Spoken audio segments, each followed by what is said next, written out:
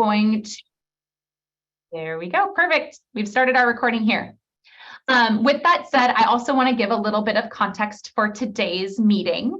So in past meetings, some of you have who work maybe closely with the Shafter community, which is another AB 617 community, have requested that we invite Shafter community members to be a part of our subcommittee. And so we wanted to make sure that when Shafter folks were invited and able to join us, that it made sense for the topic of the meeting. So it wasn't something that was for that day specific to Arvin. So I will let you know that we did invite Shafter folks, and we sent the same materials we sent many of you to all of the folks on the Shafter committee that usually get printed materials. And so hopefully some of them will join us today. I know a few of you that are with us are on both of those committees, but we will also follow up with that with the Shafter committee about the available recording, because today is really a discussion on statewide efforts and statewide mitigation. And so this really applies to everyone that's impacted by pesticides, and certainly to our Shafter community. With that, I'm going to briefly remind folks of the agenda. 1 second. Share my screen one more time and walk us through what we're going to do today. So today it's sort of here, maybe I'll make it presentation-y, make it bigger. Today, we're just going to talk, and we've already kind of discussed what our goal is today. I also want to welcome and acknowledge, as we have every time, that we have our community co-host, Bianca Santoyo, on the line. We have our Kern County Ag Commissioner, Glenn Fankhauser. We have folks from CARB who work in the monitoring division. We have folks from the Department of Pesticide Regulation who are here to present most of the information to you today. And then, of course, we have lots of community members, folks from the Air District, and others to support us. So just a reminder that this is definitely a collaborative effort across various agencies. We're also going to later talk about action items that came out of last meeting. And in particular, one action item that we'll take questions on if there's any questions, and it's related to the materials that we sent out to all of you. And then finally, most of the meeting is going to be DPR talking about their statewide mitigation efforts. I know a lot of you are familiar with this because you're very involved, but this was really DPR's opportunity to talk more about some rulemaking that they've been doing. Finally, we want to review at the end of the meeting our next meeting topic, and I'll just give you a preview. It's all going to be about what we can do to monitor pesticides specifically in Arvin. So we're really excited and really grateful to CARB and DPR for partnering with us on that meeting topic, which will be at our next meeting.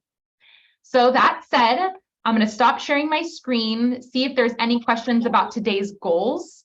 And then I'm going to pass it to Eric, who's going to go over our action item, in particular, the one that we completed from the last meeting. So any questions about the plan today? Awesome. All right, I'm going to pass it to Eric, and then we'll get started. Thank you. Hello, thank you all. Let me go ahead and share my screen. Oh.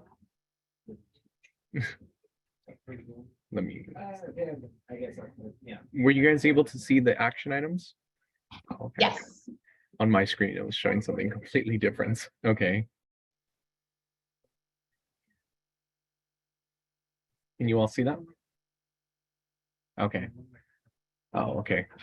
It just jumped screen, so I'm not going to face you all, but I'm going to go ahead and read the items. So these items were from our November meeting. Eric, is possible for you to make them a little bit bigger? Oh yeah, yes. Thank you. I'm in a weird spot where I can't see them, so please feel free to speak up if I could make it a little bit better for you all to view. That's way better, thank you. Alrighty, awesome, thank you. Alrighty, so yes, like I said, these action items are from November because these meetings are bi-monthly, so they happen every other month. So our next meeting will be in March, just to give you guys a heads up. And I'll go ahead and start with the action items. So our first action item, which is going to be ongoing, is the flowchart of all information needed to build up the monitoring campaign. So DPR and CARB will work on a flowchart to campaign for monitors. CARB will show a flowchart during the March subcommittee meeting. And then our next action item is the district will work on with DPR to receive a pesticide use map to assist with vegetative barrier strategic placements. And the district will continue to work with DPR to acquire pesticide use maps and pinpoint potential vegetative barriers. Our next item is a reminder to reach out to the agricultural commissioner about whether you think a school is not signed up for notification properly. So the CSC will contact the agricultural commissioner about the school's notification systems, enrollments, and determine which schools are enrolled in the notification system. So if you believe your school is not enrolled in the system, please feel free to reach out to the agricultural commissioner. And our next action item is for the district, and post a list of schools within the project boundaries explaining that all schools are automatically enrolled in the notification system. So district will create a list of schools and explain to schools that they are automatically enrolled. As stated before, all schools in the boundary should be receiving these notifications. If you're not receiving them, please feel free to reach out. And for our last action item is float, and Jessica will share a little bit more on this, is the flow chart of suspected exposures from DPR for seeking medical emergencies, calling 911, all the way to reporting and follow-up. So DPR has completed the fact sheet for pesticide awareness and safe harbor. Alrighty, I'll go ahead and stop sharing my screen. And go ahead, Jess. Thank you, Eric. Really briefly, I did see a question in the chat about one of the action items from Emma. Tentative timeline as to when the item will be completed. Emma, can I confirm you're asking about the schools and that the district will have the list of schools? According to lawyers. Part of our larger. Is that the question? Is that the action item you're referring to? Perfect, cool. Yes, we will definitely have that done, but well before the next meeting, which is in 2 months. It's in March. And we will let the CSC know, or the subcommittee, but everyone on the CSC know when that's completed. We do already have a list of all the schools in the boundary because that's actually the first thing we did when we started the boundary. And what we can do is we can just make sure to do a quick outreach campaign to let them know, as stated last time, that they should already be receiving that, and then who to contact should they feel like they're not getting the notifications. I will be sharing right now on my screen, thank you, Eric, the follow-up to that last item. And this was sent out for those who typically receive, are you seeing, I'm just making sure. Awesome, thank you. This, for those who typically receive hard copies, we sent a hard copy. If you want more of these to pass out to others, please put your name in the chat or reach out to us. We can send out multiple copies of these and make hard copies for you to pass out to folks. This was DPR's response to your concerns about making sure folks knew, not just verbally, but like knew with a very strategic flyer on what to do should they feel that they're exposed. And so it's a fact sheet. And of course, it's in English and in Spanish. And it goes over kind of what pesticides are, how they're used, who to contact, what to do, and both in kind of an emergency situation, and also if you think things are being misused. It has phone numbers and directions and links to other information. So I just want to thank DPR for providing this to us, and want to offer, if anyone has any questions, that DPR and the team who put this together is on the line, and we do have a few minutes for questions before we start our next topic.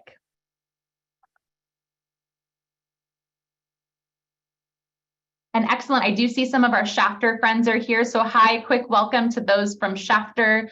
Right now we are sharing something that you should have received also in preparation for this meeting, which is a fact sheet on pesticides, their use, what to do if you feel like you've been exposed or you think something is being misused. And like I said, DPR, or Department of Pesticide Regulation, folks are here on the line and happy to answer questions if you have any questions or even comments about this sheet.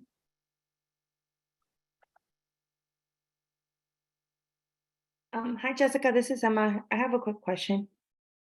Please, and I'll let Aniela and the team from DPR answer. Go ahead.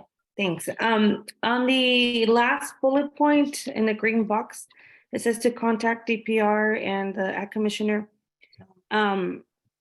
Is there any way that we could include, or maybe I'm missing it, but what exactly should folks be saying when they call DPR and when they call the Ag Commissioner?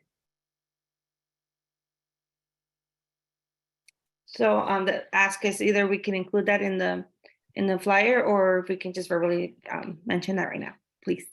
Okay, so what to do if when you're reporting a drift incident, or if you've been exposed to a pesticide to either DPR or the county ag commissioner. I think some date and time of exposure, location of exposure, symptoms, and any follow-up information. And photos, videos, GPS coordinates, those also would be incredibly helpful. And any information really that you deem relevant. So I would advise to, if you're unsure, if you think it's relevant or not, just say it and tell them and leave that message. That way they can get all of that information. And if you also leave a follow-up way for them to contact you, they can always contact you if they have additional follow-up questions about about that investigation as well. And I think that is really important because sometimes they do need to do that follow-up. Okay, thank you. As a quick follow-up question to that, are folks required to leave their name, or can they just leave a phone number? I think they can just leave a phone number. It can be reported anonymously.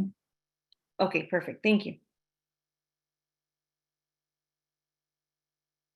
I see Mario's hand. Yeah, I was just wondering if you guys could send this message on the mail to give public awareness. Could you send it out on the mail? Like that, people get more information. Can I clarify? So we are planning, and some folks have already requested to have like a handful of them within the community to send out. Is that what you're requesting, to send out to other folks? Yeah, to send it out to the community. And maybe you guys could send it in the mail. Like that, more people could know more about this, what's going on. Right. And it's better for them, that could be safety for them. Right. Yeah. I don't know, Aniela or Mazier or someone from DPR, if there's something that DPR can think about of doing more of like a mailer to the broader group. Because I think, Mario, could correct me if I'm wrong, you're talking not just like the CSC, you're talking about the community. The whole community, Arvin, Lamont, and all the small community who works in the fields. This community, but most of them work in the fields. And I feel that this would be a good opportunity for give public awareness and help out DPR to get more information just in case something's going on. DPR folks, is it fair to put down as an action item that DPR can explore kind of how this can be outreach to a larger Sure. set of folks? Okay. Sure. Yeah, thank you. Awesome. Great feedback, everyone. I really appreciate it. So, Jessica, I'm sorry, Yeah. just to follow please. up on Mario's request. I think if DPR is going to analyze, the possibility of, sending this, fact sheet by mail to all residents, can DPR consider maybe sending it beyond just the 617 area, like countywide if possible? Because we have like, the Arvin, Lamont 617, we have the chapter 617. So we have 2 projects here in Kern County. Maybe you can consider, if it's possible to send it countywide if possible. So we can just add to the action item, and I'm just kind of noting this for Eric to kind of maybe help with some items. We can add to the action item, not just the possibility not only of sending it out, but making it a broader mail out, like Gustavo just mentioned, to the county. Yeah, and plan B may be at least the 2 617 projects here in Kern. Awesome, thank you all. I also, like I said, I do also appreciate, and I think you are all such good stewards in your community. For those that still do want like a stack of them, I just committed to giving one to one of our residents. And a few of you, just please let us know. We'll mail out a couple of kind of stacks of these so you can post it around, or even just hand it out to folks you know would be interested as a baseline, right, before we even do the other part. So please let me know. Awesome, we'll do that, Emma. Well, this is always here. So if as you get the stacks of them, or you have other questions or other concerns, we're happy, and DPR is always a partner in this and in all of our CSC meetings. So we're happy to have them, I'm sure, answer any other questions or take any other comments. Yeah, and I just, again, want to thank them for the quick turnaround and the ask from the last meeting. And I think maybe I'll stop there and we can move on to the next item. So thank you. I think up next is the main topic for today, like I mentioned, is mitigation. And the main mitigation, so meaning like reducing exposure to harmful pesticides. And the main statewide effort for that is something that is a rulemaking that's being kind of a process that's been ongoing for about a year, maybe a little over a year now, at the Department of Pesticide Regulation statewide level. A lot of you have been involved with that process. DPR has done a number of like workshops and public outreach and listening sessions. Right now, they're in a part of the process where they have already taken what's called public comment. So essentially comment from all of you, both in written form and verbal form. And they're in the middle of sort of addressing all of those comments. So what we're going to hear today is just sort of an update, for not every one of you have been a part of that. So it's sort of like our centralized location to hear an update from DPR. Also then to kind of clarify some questions. I will say from my understanding, and I'll let the team, the DPR team answer this a little bit more, because they're in kind of response mode right now during the rulemaking process, there might be some cases where we all collectively, including the district, will sort of have to wait for the statewide response to comment process. But that's not to say that we don't have DPR here to help clarify or answer questions, and of course walk us through kind of their rulemaking effort. So that's the plan today. Like I said, we're really looking forward to next meeting being a monitoring discussion. So if you have monitoring concerns or questions, I would love to, maybe if there's some thoughts, if we have time at the end of the meeting, it will help us set up for the next meeting. So definitely keep those in mind. But today we're going to talk less about monitoring and more about a rulemaking about using less of a specific pesticide. So I'll pass it to DPR and just thank them for being here, and thank you all for being here too. Thank you, Jess. Good afternoon, everyone. Let me see if I can share my screen.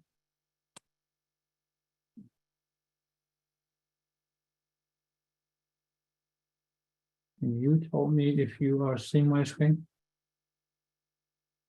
Yes. Awesome. That's great. Thank you. Okay. So good afternoon.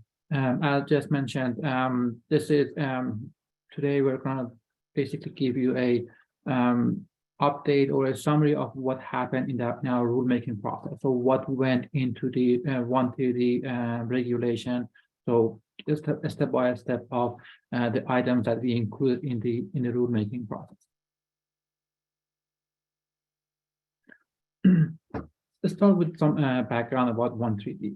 As you all know, 1,3-D is a fumigant used to control pests in the soil and has been managed as a restricted material. This means it requires application to be conducted or supervised by a certified applicator and a permit from the County Agricultural Commission. Since 1990s, DPR has been using a program called Township Cap for controlling the cancer risk.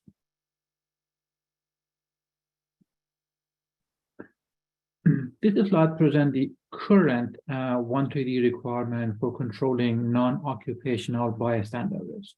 There is a memorandum of understanding between DPR and the registrar, which limits the adjusted total pound per calendar year to 136,000 pounds for each township, which is called township cap. Registrant tracks proposed and also actual use on a real-time basis, and then no more application within the township is allowed once the cap is reached.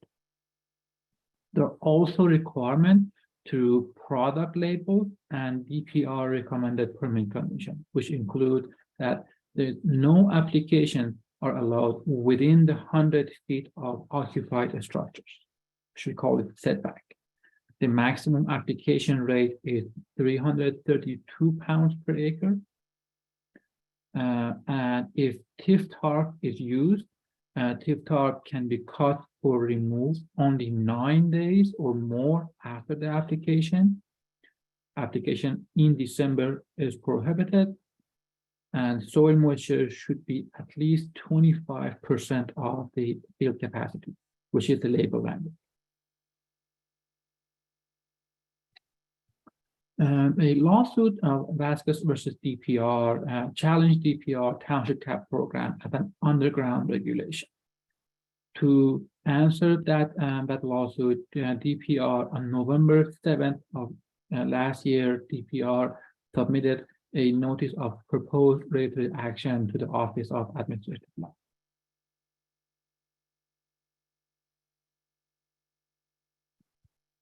The proposed regulation, which was submitted, aimed at mitigating acute and cancer risk. Mitigating acute risk is based on the 2021 Risk Management Directive. The mitigation measures are setback and restriction on the fumigation method, and the target populations are non-occupational bystanders. For the cancer risk, the mitigation measure is based on the 2016 Risk Management Directive. The target populations are non-occupational bystanders, and the more stringent setback and related requirements proposed in this regulation replaces the previous program of township cap. The added benefit of this proposed regulation is the potential reduction in VOC emission, which could reduce ozone.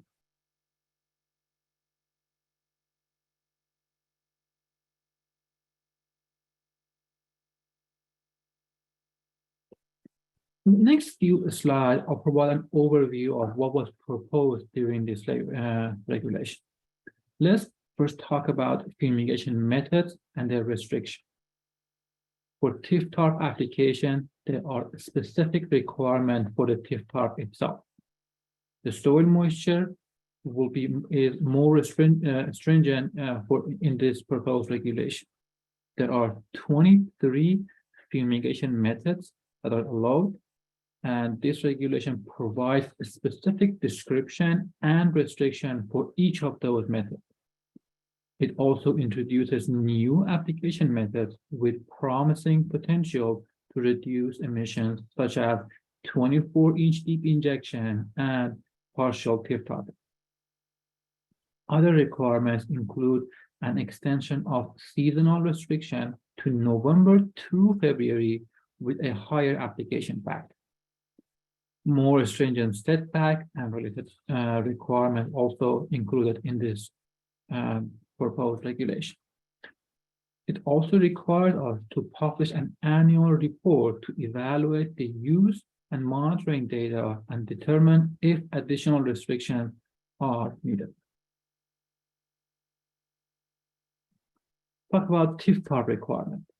TIF tarps with mass transfer coefficient of equal or less than 0.046 centimeter per hour for 1,3D are recognized as TIF tarp. DPR will maintain a list of TIF tarps that meet permeability and printing requirements. TIF tarp can be cut or removed no sooner as 10 days after the application. It was 9 days before. For the new application, it is 10 days. Soil moisture should be at least 50% of the field capacity. Currently, it is between 25 and 50, and is asking for to be the minimum 50%. There are 3 options that applicator or grower can comply with this requirement. They can either irrigate their field with 3 inches of the water, 48 to 72 hours prior to fumigation. They can determine the soil moisture content using the established method from USDA and NRCS. It's called field and appearance method, or they can determine the soil moisture content using a soil moisture sensor. Mazir, can I pause? There's a couple of questions in the chat and then Mario has his hand up. Is this a good time to take questions? I'm not sure. Sure. Is that okay? So maybe first, because there were a couple questions in the chat first, Mario, if that's okay. There's a question from, oops, now I'm going to scroll really quickly. I'll read it out loud. A question from Bianca about, there was a high level of T-loan and shafter. She's just clarifying, and maybe this isn't, I don't know if this is directly related to this or if you have an answer about whether or not any high level that was detected in shafter was determined to be a legal or an illegal operation or application rather, or if that's too specific of a question. That's if you have an answer. Can Bianca say when this is it recent? Bianca, are you able to clarify kind of your question a little bit?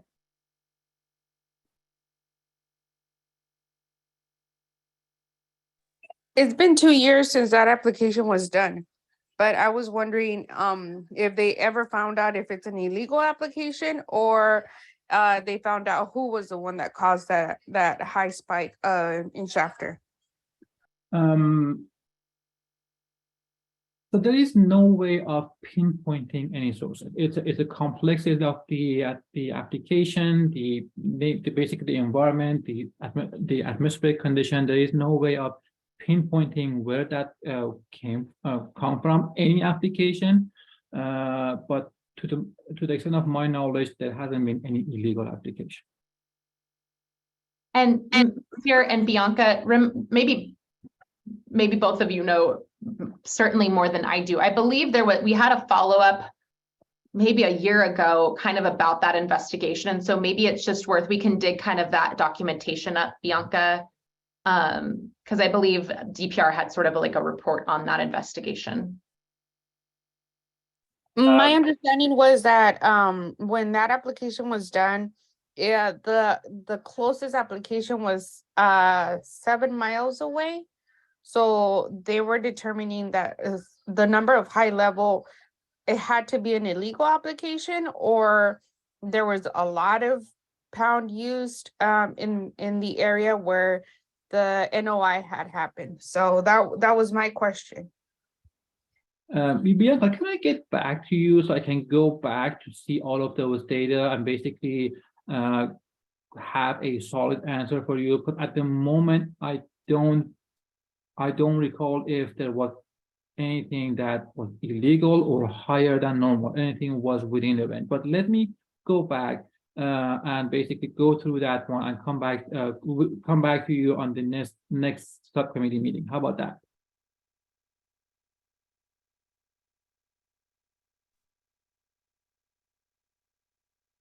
And then maybe I can just to help is in what you've displayed so far, because Bianca's talking about the same compound, right, that we're talking about right now. I believe so. In what we've talked about so far, can you just kind of a little bit, there's been a lot of like great technical explanation. Can you just talk a little bit and maybe an overall, as I know we still have more on your slides, but just overall, the goal of this regulation would be to further limit folks' ability to apply that particular pesticide? So one thing I can say, we have monitoring stations, correct? So one of the purpose of those monitoring stations is to tell us if the existing mitigation measures is enough, or we need to basically go and revisit them. There have been measurements in Shafter, as Bianca mentioned. So this regulation is sort of responding to those measurements, saying that, hey, now we are revising the existing mitigation, making them more stringent. So those observations won't happen again. Does that make sense, Bianca and Jess? I'm trying to mute, sorry, but I can't, I'm unable. I don't know if anyone on my team is able to. I think someone is muted. Francisco, you're able to mute. It's not Hi, Jess. allowing. Yeah, it's not allowing me. Oh, there we go. Thank you. Thank you. All right, perfect. I think that answered maybe high level. Maybe we'll finish the presentation, but I definitely want to get to the, Mario's question. Sure. Yeah, just want to get a little education. But I'm trying to get find out, do you guys go out there, DPR go out there to see what's going on and seeing if they're doing the proper movement? Or do you have to complain for you guys to go out there? Mario, can you be a little bit more specific about what movement? Sorry about that.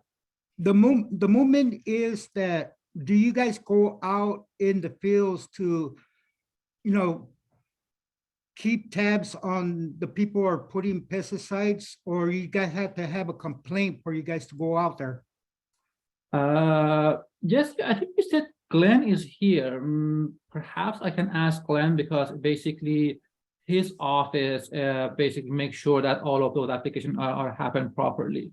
I don't know if he's here or not. The reason why I'm asking is because I see a lot of people putting pesticides in, in the canals and in the fields with no safety gear or nothing.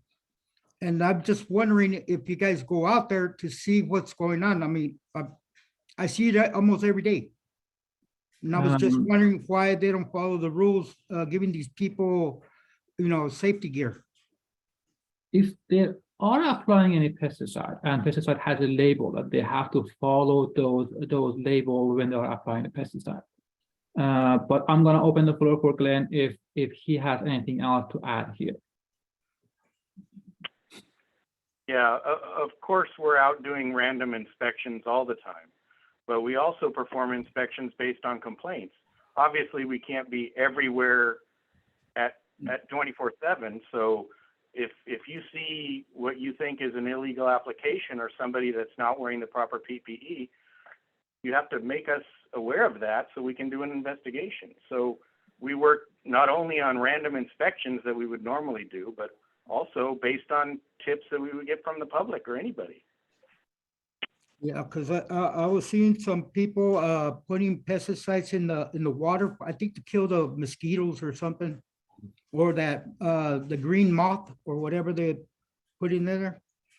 And I didn't see no gear or nothing. I mean, it's sad. Okay. I think the fact sheet that, go ahead, Glenn, sorry. We need your help to help us to investigate those. So be very specific about where it happened, what time it happened, and call us with that information and we'll do an investigation. Okay, that sounds good. Thank you. And Mario, I think I want to also take the opportunity here and say that the fact sheet that just mentioned, and Aniola and her group put together, that's exactly what you are talking about. So basically, if you see something and there are all of those information that you can basically call, or using the phone app or the phone number to call and provide all of those information either to Glenn's office or our regional DPR office. Mm-hmm. Thank you. Of course. All right, thanks, Mazir. Of course. Any other question?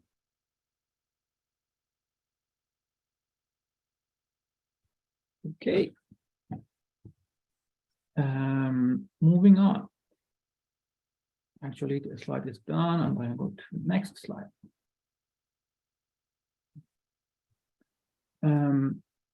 If fumigation is applied for trees and grapes, if TIF-TARP is not used, then those applications are restricted to methods with 24 injection only. So basically, the application depth would be 24 inch depth. The regulation provides description and restrictions for 23 fumigation methods that are allowed, including 5 newly developed methods and evaluated through the pilot project.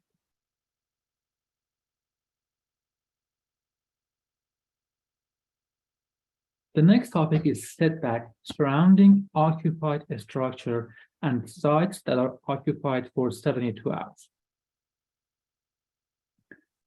Applications are prohibited within the setback unless the structure is and remains unoccupied for 7 days after application.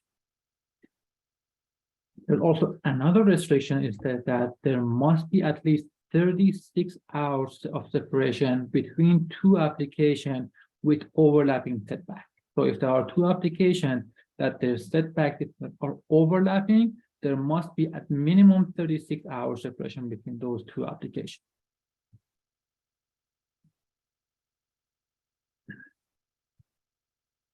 The setback distance varies from 100 to 500 feet, and it depends on application rate, the acreage, application date, and the fumigation method.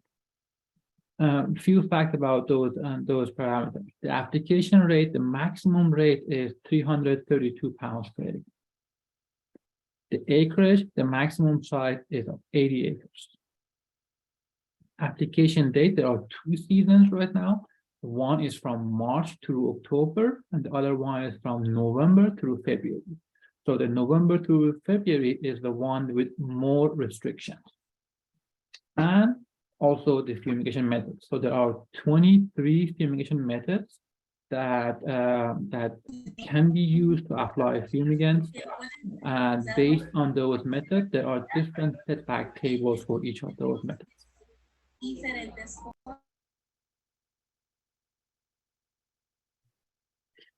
As I mentioned before, the proposed regulation also requires DPR to publish an annual report that includes use for each township and evaluation of top 10 townships in different counties. Summary of ambient air monitoring data and evaluation of locations with concentration more than 0.27 part per billion for 1 year average or 55 part per billion for 24 hours. Evaluations include estimated peak 24-hour, peak 72-hour, and average 1 year concentration. The report also determines if additional restrictions are needed. It also requires DPR to have a public comment period for the draft annual report. I believe this should be my last slide. DPR has been consulting with a lot of agencies in developing this regulation, to name few, the county ag commissioners for all the counties, Air Pollution Control District, Office of Environmental Health Hazard Assessment, California Air Resource Board, California Department of Food and Agriculture, U.S. Environmental Protection Agency, and also Pesticide Registration and Evaluation Committee and Agricultural Pest Control Advisory Committee. Yes, I believe that is the end of my slide. These are all the factors that were considered and were included in the rulemaking package. As you all may know, we had a public hearing and we had a public comment period which ended at January 18. We received a lot of comments, both written and verbally.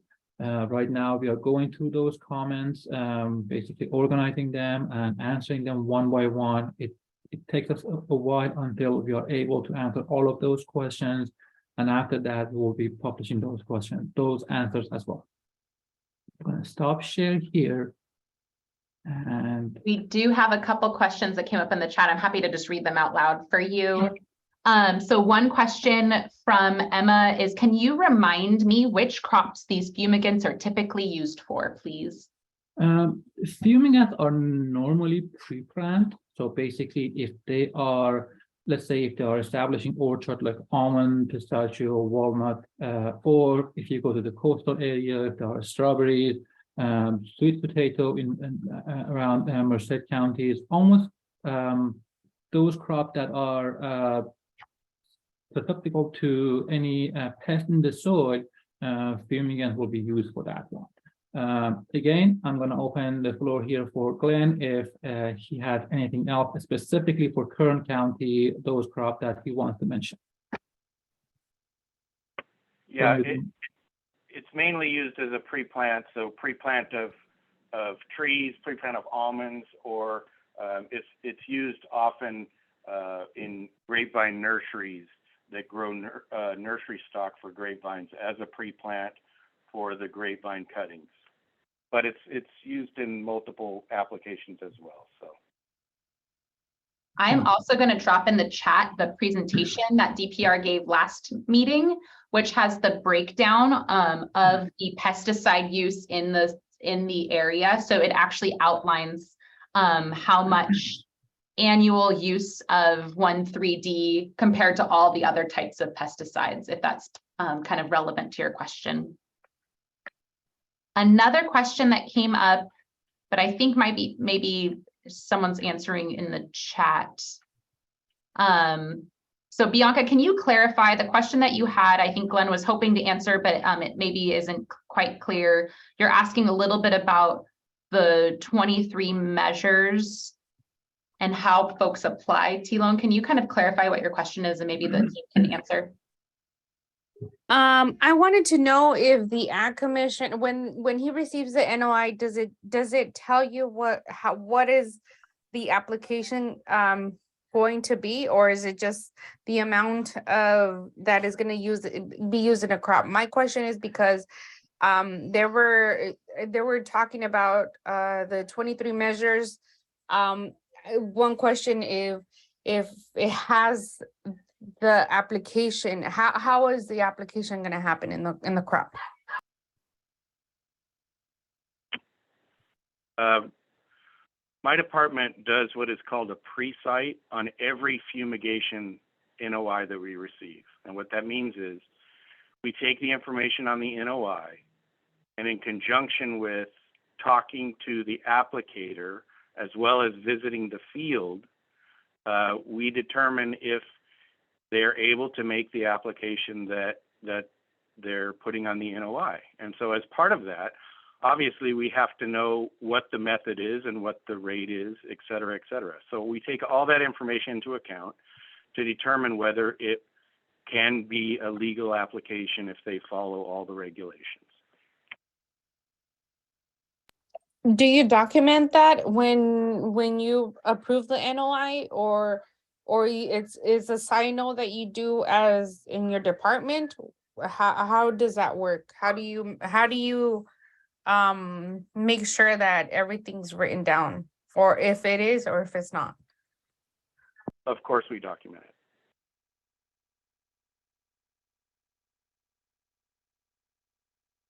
Awesome. Thank you, Glenn and Bianca. We also, oops, I lost the thread of it. We had a question from Grecia as to, Maziar, you mentioned that you're responding to all the comments. Can you give us a little timeline on when folks can expect that comment response? And can you also remind us, where does that fall in line in the rulemaking process? Do you just release the responses and then is there more drafting done? Kind of, can you walk us through that a little bit? Sure. I don't have the timeline here in front of me, but I believe it's going to take us a few months to go through all of those comments. And then if any of those comments require us to go back and change the proposed regulation, we'll do all of those steps. Again, depends on what comment we receive, depends on any changes that goes into the proposed regulation. We may or may not have another public comment if the changes are substantial, so we can let the public know what was the changes. And after that, when we will finalize everything, and then we will put the package together, then for the rulemaking to be effective in January 2024. So we are in the beginning of sort of the next phase of reviewing all of those documents and see, you know, based on those comments, what changes are needed to be applied on the rulemaking package. Thank you. And what I'll just say is on the district side, sort of being the liaison between DPR and the community, we will, as soon as those are ready, we will send a notice out to you all and send out the responses to this whole group so that everyone has a chance to access, you know, DPR's responses at the same time. Any other questions about the presentation? We do have a little bit of time, because really our next step is to just go over a couple of the action items and then our just tee up our next few topics.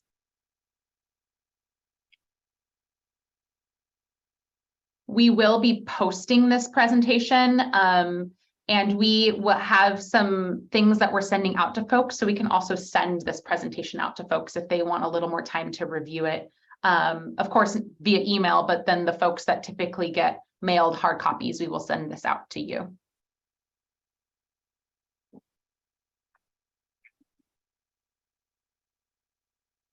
I think we answered the questions I see in the chat. So if that's all, well, thank you so much. Like I said, folks, I know that at least for me, not being a pesticide, I think a lot of you are more experts than I am for sure. You've been doing this work for a long time. It was definitely a technical presentation. So if you have more questions, I know that the team is more than happy to support you there.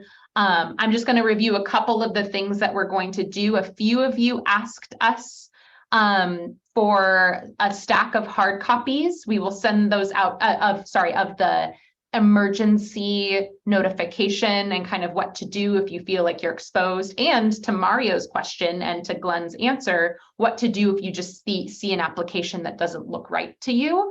All of that material, we can send you extra copies, or those that requested stacks, we will send that to you. We are also going to explore with DPR kind of how we can do broader outreach with that information.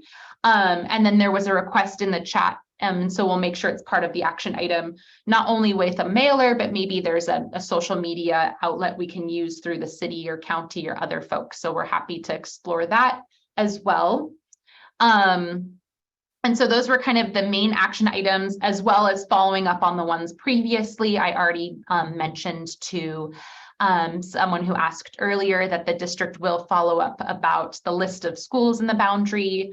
So we can have that as well at our next meeting. So with that, I'm going to share a slide. It is in the materials on our subcommittee page. And this slide is, let me just pull it up here first.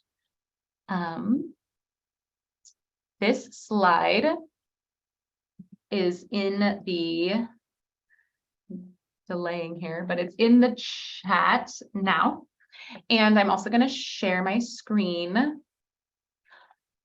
So there's actually one piece, given that we had a lot to talk about today, that we'll just move to a different date, which is a little bit different than the mitigation that we talked about with the regulation. And that's something called sustainable pest management. So we'll have to find a time to discuss this at a future meeting.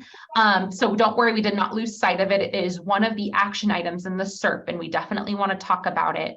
And there were some folks that I thought was a great idea. Some folks actually asked, maybe we can provide a community example of someone who's using sustainable pest management. So we'll certainly work with some of you to help set that meeting up at a future date, and maybe we'll move some other stuff down.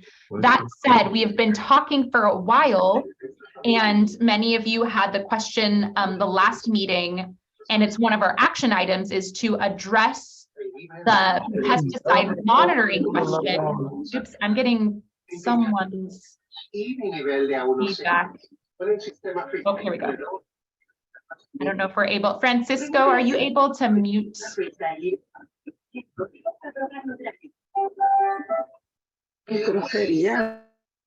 Excellent. Thank you. But pesticide monitoring is up next. So we're going to work with CARB and DPR to talk kind of from in a real world example of what the schedule will be to do monitoring in your community. And it's really important monitoring, not only because you've all asked for it and it, you know, there's not quite the monitoring campaign being done yet in your community, but also because related to the presentation we just heard is, you know, it's important to understand real world impacts. Is there exposure happening and how can we know that?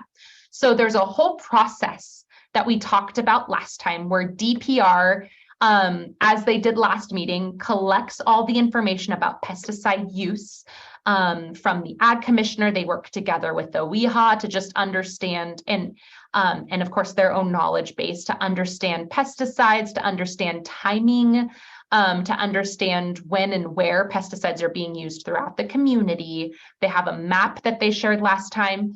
All of that is key information to set the California Air Resources Board up for monitoring. So we're going to talk about that next meeting. We're really excited. We even were looking into, and I know our CARB colleagues are helping with this, to another 617 community to maybe bring some community members to discuss progress that's happening in Eastern Coachella Valley, where they have a similar concern about pesticide exposure.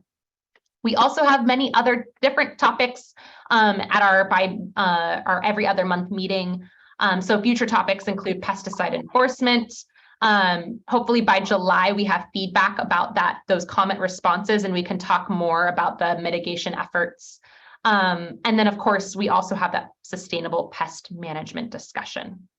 So all of this, excuse me, is all related to all of these commitments that are in the SERP. And this was a request from Gustavo a couple of meetings ago that we have this where we help track what commitments are in the SERP and when we're done with it. So we'll definitely continue to mark these off and talk about when we'll talk. You can see a lot of these will be addressed at our next meeting or kind of in the future. So I just offer that all of you kind of take a look at this, kind of track along with us. We will keep updating this and we'll go ahead and send this out to you each time with an update on progress.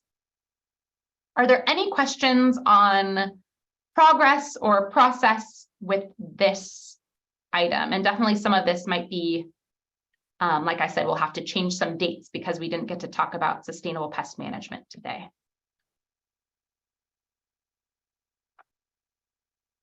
I don't see any. Well, I'll stop sharing my screen and I'll see if any agency folks, if I missed anything in that review or you had any other updates or thoughts or comments. Michelle, I see you've unmuted. Yeah, and I dropped my email address into the chat, and I just wanted to let anybody know, you know, we'll be doing most of the presentation and discussions for the next meeting. If there is anything specific somebody would like to see us present or have specific questions or experiences they want us to talk about, just definitely drop me an email and we'll be sure to cover that.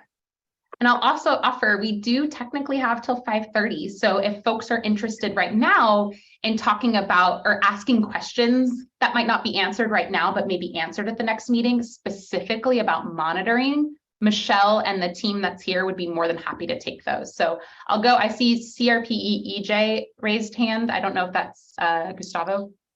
Yeah, this is me. I'm sorry, I changed devices. Yeah, I think my question was, I think it's aligned with the pesticide monitoring.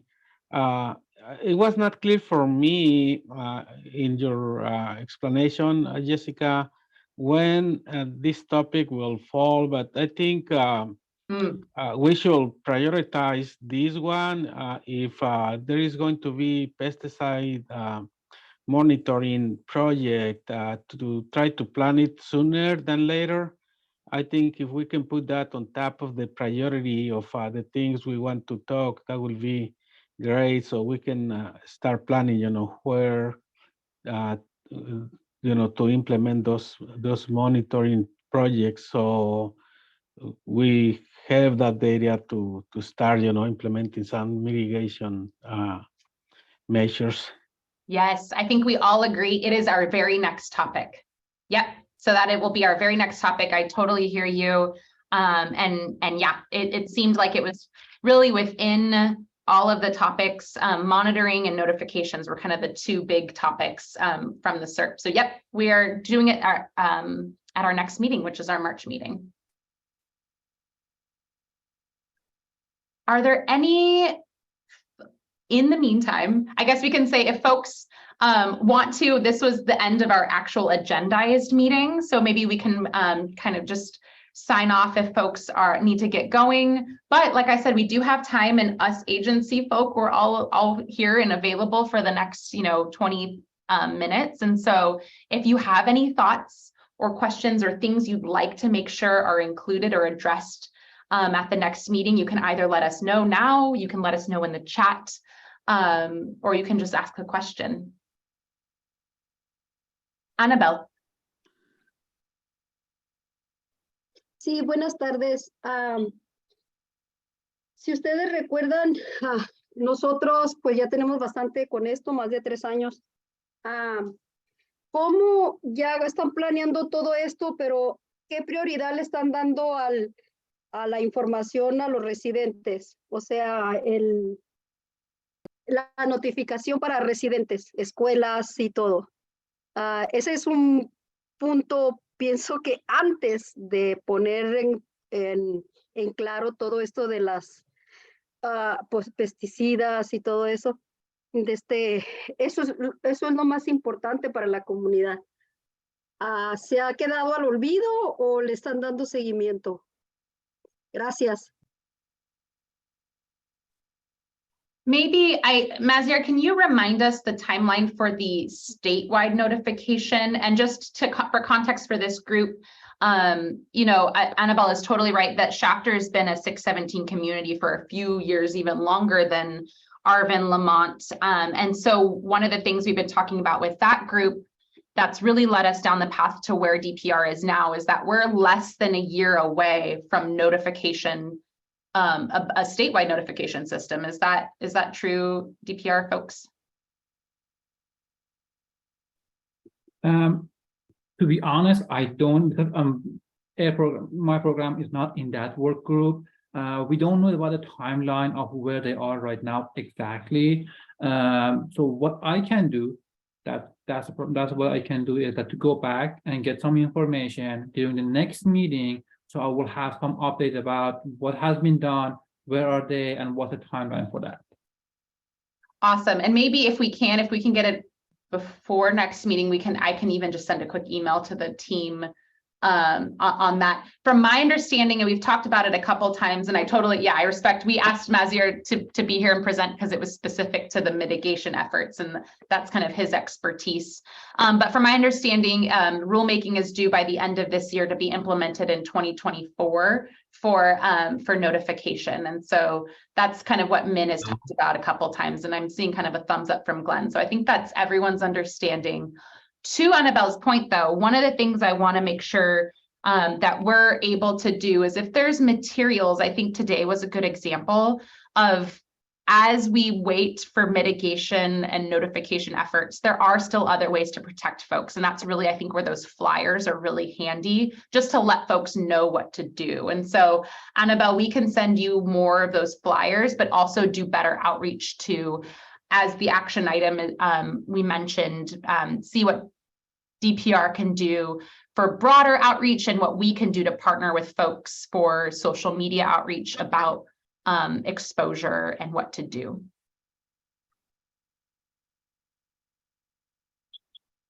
La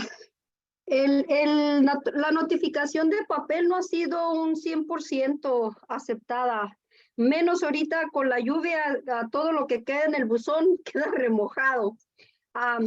pero sí nos gustaría que hicieran un web como cosa como alerta en los teléfonos, en los celulares, para podernos comunicar y estar todos al pendiente a la misma vez, porque ustedes saben que hay escuelas pegadas a los files y casas pegadas a los files, entonces eso sería muy bueno. Yes, my understanding about the notification system is it will be like digital. So you should be able to sign up to get an alert. You won't have to wait for something in the mail. But to Mazier's point, we'll send out information from DPR before next meeting, but we can even save a little bit of space next meeting to verbalize and talk about it as to kind of what generally that's going to look like.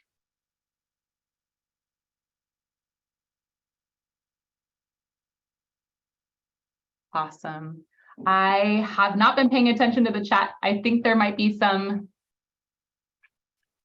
Okay, it looks like there's nothing necessarily question-wise. Well, I'll just say I really appreciate all of this. We look forward to the next meeting. Michelle's offer will always stand. If you have any questions, please reach out to her. She's helping coordinate all of this information, kind of sharing at our next meeting. And so with that, we ended a little bit early, but I just want to thank you all for the great engagement. And thank all of the agency partners for being here and directly answering questions. I know that's a really important part of this process, is sort of demystifying and being here to respond. Yes, and to one of the questions was just about what I was asking as well. As soon as we are asking DPR to give us a timeline of pesticide notifications and next steps, and as soon as we have that, we'll send it out to you all and save space to maybe address it at the next meeting, kind of during the action items tracker. So great question. Awesome. Well, thank you all so much. We really appreciate it. We will be in contact with those of you that asked for extra materials and those that had other questions, and otherwise have a really great night, and we'll see you all later. Thank you all. Buenas noches. Bye, good night.